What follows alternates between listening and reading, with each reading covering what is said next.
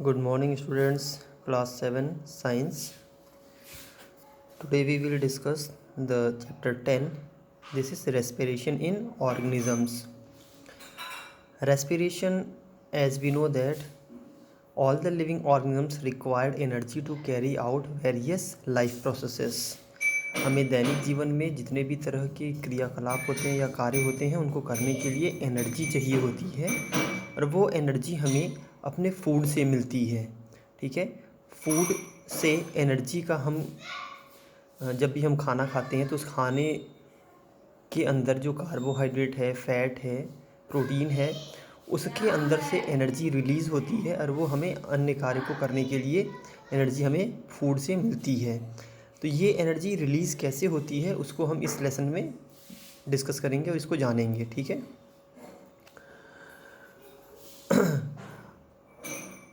in order to break down a food to release energy, oxidation of food takes place. Food का oxidation होता है। ठीक है, oxidation is a process in which glucose is get converted into the pyruvic acid. ठीक है, glycolysis process होता है जिसमें कि एनर्जी रिलीज होती है। This reaction takes place in the cell of the body of the organisms.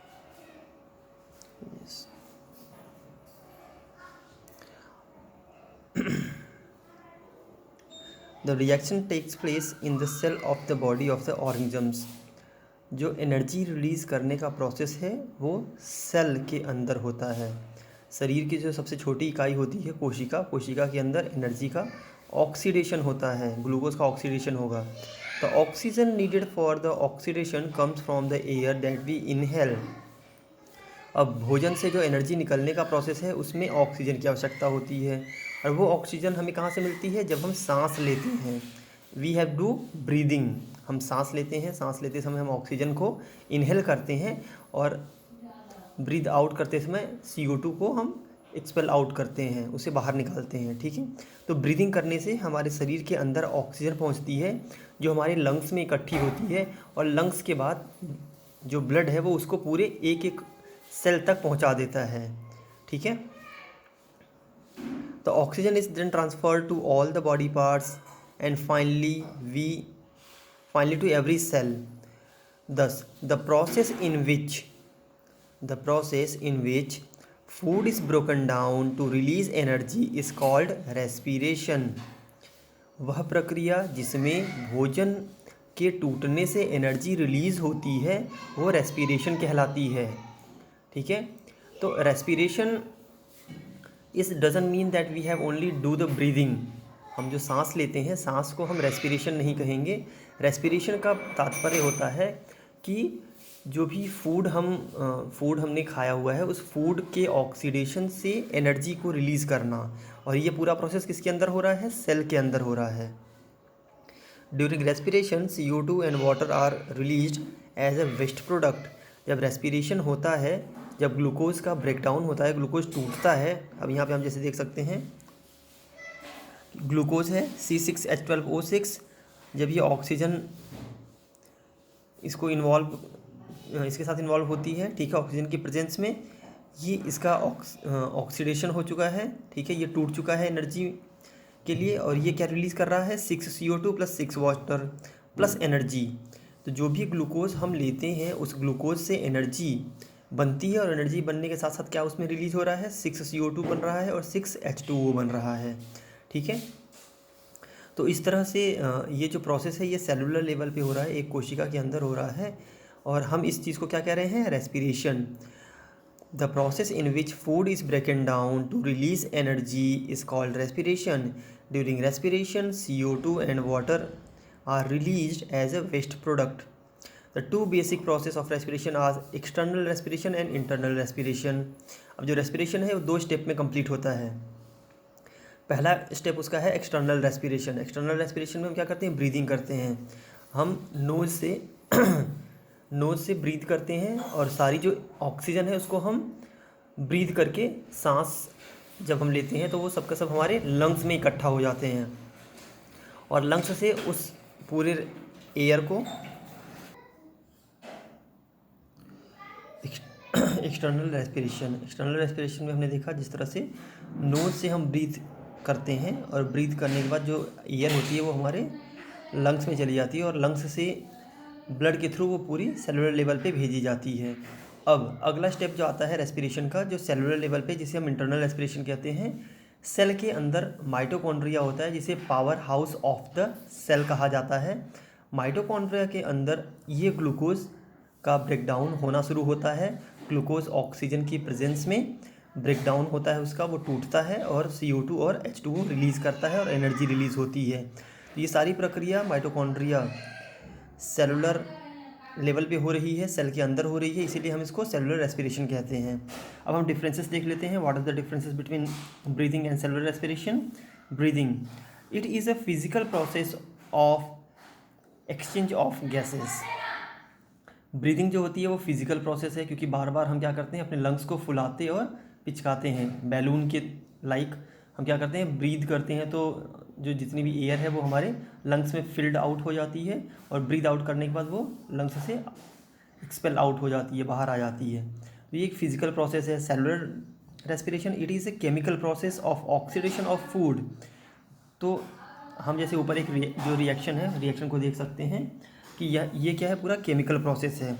यहाँ पे ग्लूकोज जब CO2 ऑक्सीजन के प्रेजेंस में आया, ठीक है, ग्लूकोज ऑक्सीजन के प्रेजेंस में आया तो इसने CO2 रिलीज़ की और वाटर, ये पूरा केमिकल ऑक्सीडेशन है, केमिकल प्रोसेस है। It is takes place outside the cell, ठीक है। ये कहाँ पे हो रहा है, जो ब्रीदिंग है, ब्रीदिंग में हमारा नोज़, ठीक है, और विंड पाइप, लंग्स, ये सारी चीज़ें इन्वॉल्व हो रही हैं। ये सेल से बाहर हो रहा है, जबकि जो सेलुलर रेस्पिरेशन है वो सेल के अंदर हो रहा है। सेल के अंदर जो माइटोकॉन्ड्रिया है वहाँ पे ये रेस्पिरेशन होता है। Energy is not released. Breathing में कोई भी एनर्जी रिलीज़ नहीं होती। हम सिर्फ क्या कहते हैं, गैसेस का एक्सचेंज कर रहे हैं। हम ऑक्सीजन को अंदर भेज रहे हैं और कार्बन डाइऑक्साइड को बाहर निकाल रहे हैं, जबकि सेलुलर रेस्पिरेशन में एनर्जी रिलीज़ होती है, ठीक है। तो ये दो डिफरेंसेस हो गए। ब्रीदिंग फिजिकल प्रोसेस है, ब्रीदिंग सेल के बाहर होता है, ब्रीदिंग में कोई एनर्जी रिलीज़ नहीं होती, जबकि सेलुलर रेस्पिरेशन एक केमिकल प्रोसेस है, ये सेल के अंदर होता है और इसमें एनर्जी रिलीज़ होती है, ठीक है। This is the differences between cellular respiration and breathing. The next topic is types of respiration. There are 2 types of respiration, aerobic respiration and anaerobic respiration. ये जो रेस्पिरेशन है ये 2 तरह का हो सकता है। एक तो ऑक्सीजन की प्रेजेंस के साथ, जैसे हम यहाँ पे देख सकते हैं, यहाँ पे ग्लूकोज है, ग्लूकोज जब ऑक्सीजन की प्रेजेंस में टूटता है तो CO2 और H2O रिलीज़ करता है, ठीक है। इस तरह के प्रोसेस को हम एरोबिक कहते हैं। एरोबिक का मतलब ऑक्सीजन के साथ। और दूसरा एक प्रोसेस है जिसे हम एनारोबिक कहते हैं, जिसमें ऑक्सीजन इन्वॉल्व नहीं होती, ठीक है।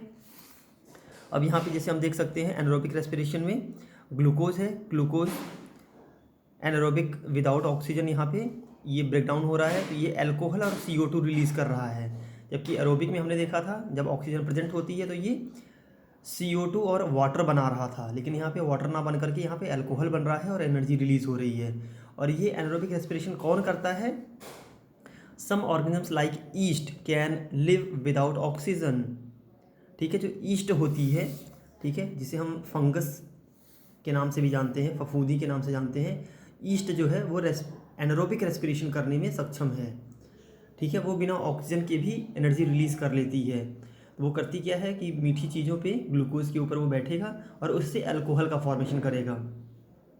एनारोबिक रेस्पिरेशन में अक्सर हमने घरों में सिरका बनते हुए देखा होगा, ठीक है। तो सिरका जब बनता है तो उसमें हम गन्ने के रस को जब रख देते हैं तो इसमें ईस्ट ग्रो कर जाती है, saccharomyces cerevisiae, this is the strain. इस स्ट्रेन के ग्रो होने के बाद ये क्या करता है, सारे ग्लूकोज को खा जाता है और खा करके अल्कोहल रिलीज़ करता है और वहाँ पे उसको ऑक्सीजन की आवश्यकता नहीं होती, ठीक है। In the absence of oxygen वो अल्कोहल रिलीज़ कर लेता है। इसके अलावा ह्यूमन बॉडी में अगर जब हम ज़्यादा एक्सरसाइज करते हैं या दौड़ लगाते हैं, ठीक है, कोई गेम खेलते हैं, तो होता क्या है कि उस समय हमारे बॉडी को ज़्यादा तेज़ी से एनर्जी की आवश्यकता होती है। सपोज़ हम फुटबॉल खेल रहे हैं, वॉलीबॉल खेल रहे हैं, हॉकी खेल रहे हैं, क्रिकेट खेल रहे हैं, जब हम तेज़ी से दौड़ते हैं तो दौड़ते समय हमारी बॉडी को ज़्यादा एनर्जी की आवश्यकता होती है। तो उस समय हमारी हमारे सेलुलर लेवल पे ग्लूकोज का ब्रेकडाउन होता है, जो पार्शियल ब्रेकडाउन हो जाता है। और पार्शियल ब्रेकडाउन होने से क्या होता है कि वहाँ पे there is a partial breakdown of glucose to produce lactic acid. वो वहाँ पे वाटर और CO2 ना बनाने के बजाय वहाँ पे लैक्टिक एसिड का फॉर्मेशन हो जाता है, और ये लैक्टिक एसिड हमारे बॉडी में पेन कॉज करता है, जिसे हम मस्कुलर पेन कहते हैं। जैसे जिस दिन अगर हम ज़्यादा घर पे काम कर लें या दौड़ लगा दें या खेल कूद करें तो हमारे मसल्स में पेन होना शुरू हो जाता है, ठीक है, हमारी मांसपेशियों में दर्द होता है। उस दर्द का कारण क्या होता है कि हमारे बॉडी के अंदर लैक्टिक एसिड का फॉर्मेशन हो जाता है, जो लैक्टिक एसिड हमें पेन कॉज करता है। अगर हमें इस पेन से रिलीफ लेना है या हम चाहते हैं कि ये पेन धीरे धीरे कम हो जाए, तो हमें मसाज करना चाहिए, ठीक है, उस मालिश करनी चाहिए उस जगह की। सपोज़ पैरों की मसल्स में हो रहा है, हैंड मसल्स में हो रहा है, ठीक है, या बैकबोन पे हो रहा है, what ever the body parts, तो हमें उसका मसाज करना चाहिए, उससे वो सही हो जाएगा। या हमें और we can take the hot bath. हम गर्म पानी से भी अगर नहा लेते हैं तो गर्म पानी से नहाने से भी जो लैक्टिक एसिड का फॉर्मेशन है वो धीरे धीरे दूर हो जाता है, और जिससे हमारी जो पेन है वो कम हो जाएगी। Both this improve the blood circulation leading to increase supply of oxygen. ये दोनों एक्टिविटी करने से, चाहे हम मसाज करें या हम गर्म पानी से नहाएं, तो हमारे बॉडी में ब्लड सर्कुलेशन जो है वो तेज़ी से होने लगता है, जिसकी वजह से जो इनकम्प्लीट ब्रेकडाउन हुआ रहता है ग्लूकोज का लैक्टिक एसिड में, वो लैक्टिक एसिड फिर से ऑक्सीजन की प्रेजेंस में कार्बन डाइऑक्साइड और वाटर में टूट जाती है, ठीक है, जिससे हमें दर्द से आराम मिलता है। तो अभी तक हमने देखा रेस्पिरेशन क्या है। Respiration, this is the process in which food is broken down to release energy is called respiration. Respiration को हमने देखा कि किस तरह से ग्लूकोज जो है वो ऑक्सीजन की प्रेजेंस में CO2 और H2O में टूट जाता है और एनर्जी रिलीज़ करता है। रेस्पिरेशन 2 स्टेप से मिलकर कंप्लीट होता है। पहला स्टेप जो है एक्सटर्नल स्टेप है, एक्सटर्नल रेस्पिरेशन, और इंटरनल रेस्पिरेशन। ब्रीथिंग और सेलुलर रेस्पिरेशन में हमने डिफरेंसेस को देखा, और फिर उसके बाद हमने देखा types of respiration. Types of respiration में एरोबिक रेस्पिरेशन, जैसा कि ह्यूमन बीइंग हम करते हैं, इसमें ग्लूकोज जो है ऑक्सीजन की प्रेजेंस में CO2 और वाटर में टूट रहा है और एनर्जी रिलीज़ कर रहा है। इसी के जगह पे हमने एनारोबिक भी देखा। एनारोबिक में ईस्ट जो है वो एनारोबिकली ग्लूकोज का ब्रेक डाउन करती है और अल्कोहल का फॉर्मेशन करती है। इसके अलावा अगर हम ह्यूमन बीइंग भी अगर ज़्यादा एक्सरसाइज करें या दौड़ें, साइकिलिंग करें, ठीक है, या ज़्यादा स्ट्रेस वाला कोई भी काम करें, तो हमारे बॉडी के अंदर भी लैक्टिक एसिड का फॉर्मेशन हो जाता है, जो बॉडी में मस्कुलर पेन देता है। और इस मस्कुलर पेन को दूर करने के लिए हमें मसाज करना चाहिए, मालिश करनी चाहिए, या हमें हॉट वाटर से बाथ करना चाहिए, जिससे कि ब्लड सर्कुलेशन तेज़ी से होने लगता है और ऑक्सीजन की सप्लाई फुलफिल हो जाती है, जिससे हमें पेन से रिलीफ मिलती है। अब हम देख लेते हैं differences. What are the differences between aerobic and anaerobic respiration.